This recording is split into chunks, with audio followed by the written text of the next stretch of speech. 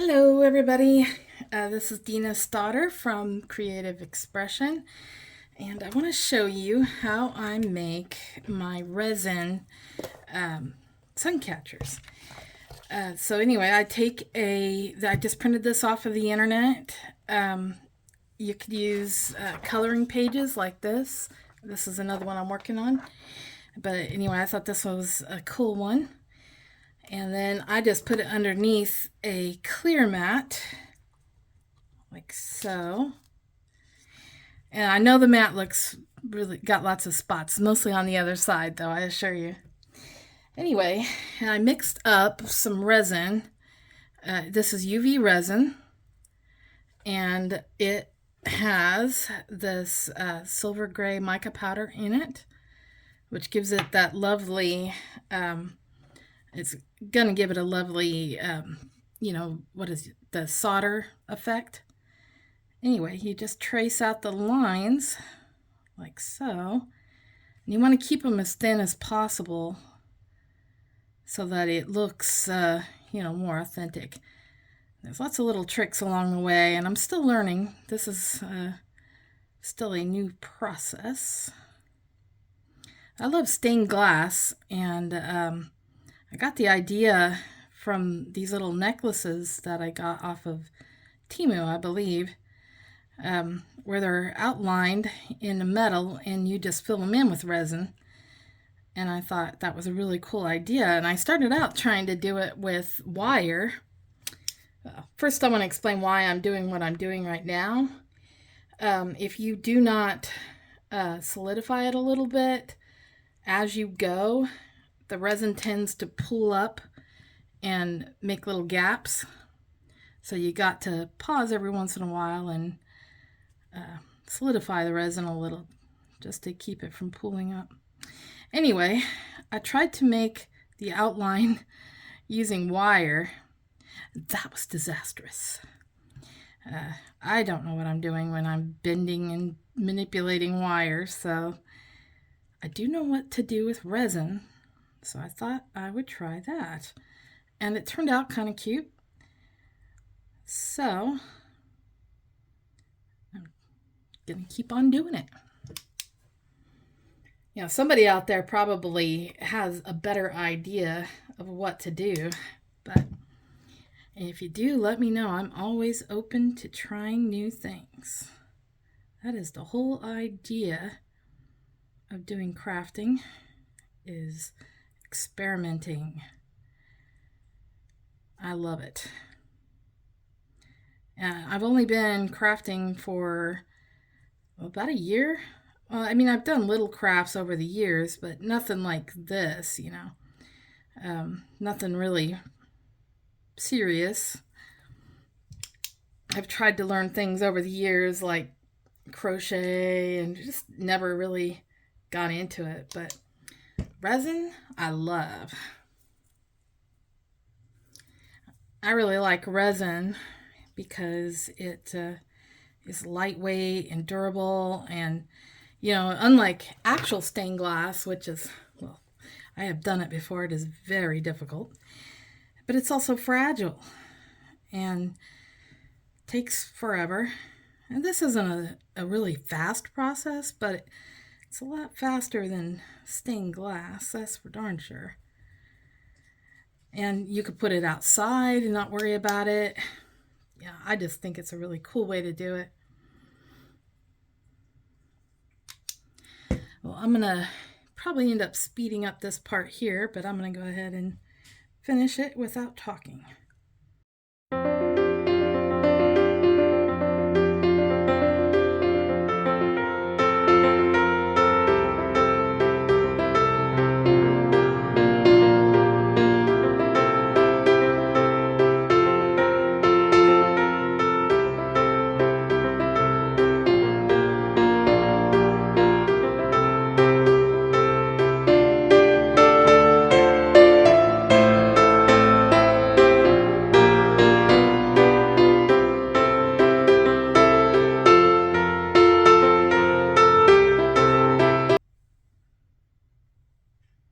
All right, so the outline is complete. I'm going to give you a better shot here in a minute. I'll show you what I'm going to do here. Whoops. Let me take this and flip it over so you can see a little better. Okay. So that is what it looks like, completely outlined. It's not the best. I've got a warped mat here, but it'll do. And as for the rest of the resin, I had made up a batch in this old resin container. And so I'll just put the silver back in there and use the back side of my pen, which works as a nice little squeegee. I don't even know if you can even see this, probably not. But yeah, I used a pen as a squeegee. Anyway, I put it right back in this old bottle and it can be used in the future. All right, now's the fun part, coloring it.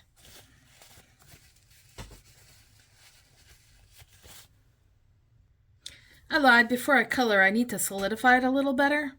So I'm going to run it under my UV nail light a few times just to, try to get it a little bit more solid. And then I'll flip it over and do the same thing on the other side, because silver blocks a lot of the light, so it takes a while for it to get solid.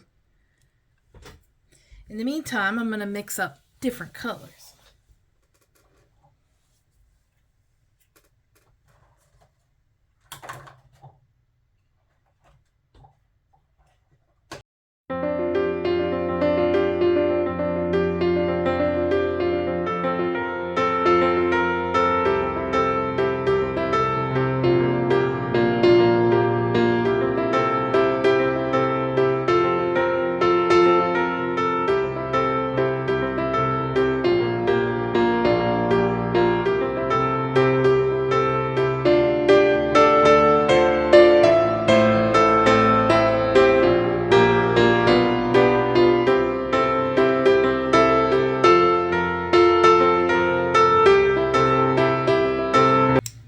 So once it is, fairly, well, just enough firmed up to keep from getting all over the place, you want to set it a little better with this.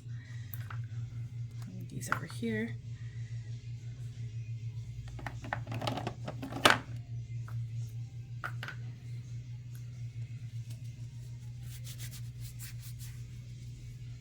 It's going to take a little bit because the colored alcohol inks don't like to solidify very fast. So I do several times on this, and then I flip it over and do it again with on the back side of the mat. And then the next step will be to take it off of the mat and try to flatten it out. And then we'll put another layer of clear resin on top to try to make it a little firmer, because right now it is extremely thin and very delicate, and you don't want to leave it like that. You want it to kind of feel a little more like stained glass, but not as heavy and, not breakable, all that good stuff.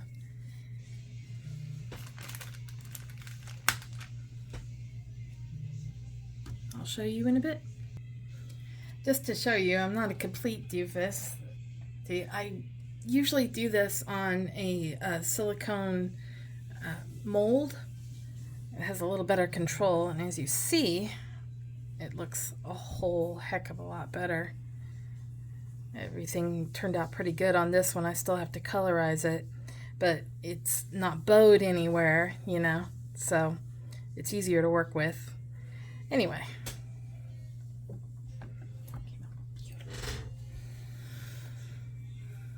Alright, here's the difficult part. Now I'm going to take it off of the mat and put it on this clean surface down here. And that way I can do the back side as well and hopefully get it a little more flat. It's got a little overlays there. I try to push it out so that it's still going to be a little bowed, I'm afraid.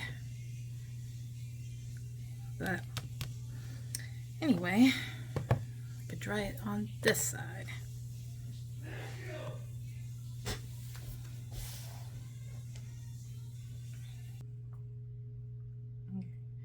Finish my filming. All right.